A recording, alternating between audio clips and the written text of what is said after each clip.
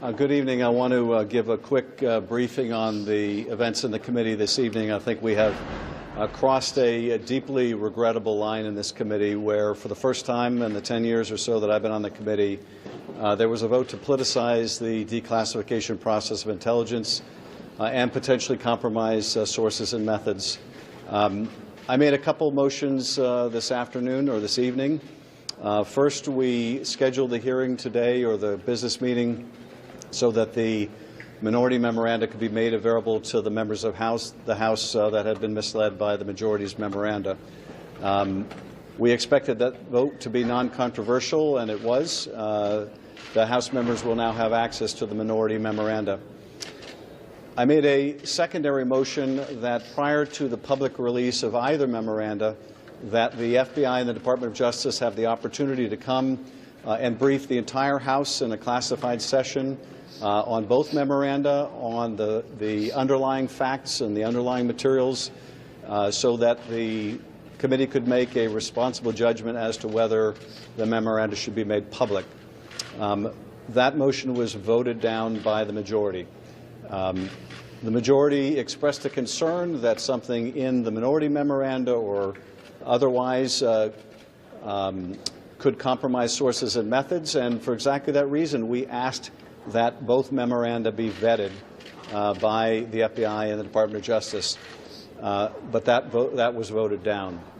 I spoke with the director of the FBI earlier this afternoon. He expressed his strong interest in being able to brief our committee prior to any release of these materials about concerns that the Bureau and the Department have. I relayed that interest by the director of the FBI, a appointee of President Trump, to this committee, but that was unavailing. They were not willing to meet with the director of the FBI to hear the Bureau's concerns or the Department's concerns.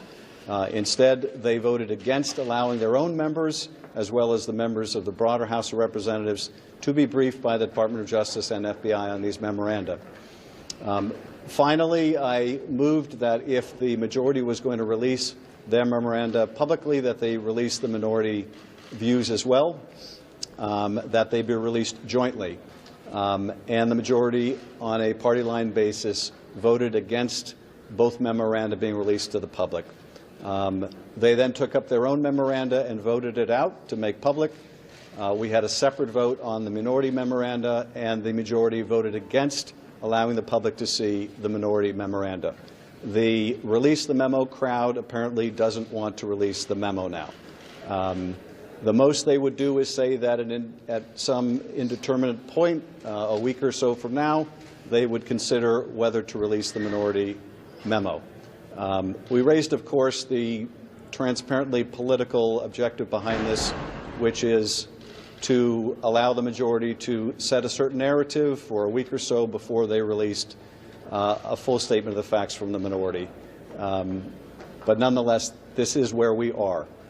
We had votes today to politicize the intelligence process, to prohibit the FBI and the Department of Justice from expressing their concerns to our committee and to the House, and to selectively release to the public only the majority's distorted memo without the full facts. A very sad day, I think, in the history of this committee. As I said to my committee colleagues during this hearing, sadly, we can fully expect that the President of the United States will not put the national interest over his own personal interest. But it is a sad day indeed when that is also true of our own committee, because today this committee voted to put the President's personal interest, perhaps their own political interest, above the national interest, in denying themselves even the ability to hear from the Department and the FBI. And that is, I think, a deeply regrettable state of affairs. But it does show how, in my view, when you have a deeply flawed person in the Oval Office, that flaw can infect the whole of government, and today, tragically, it infected our committee. And at this point, I'll yield to my colleagues.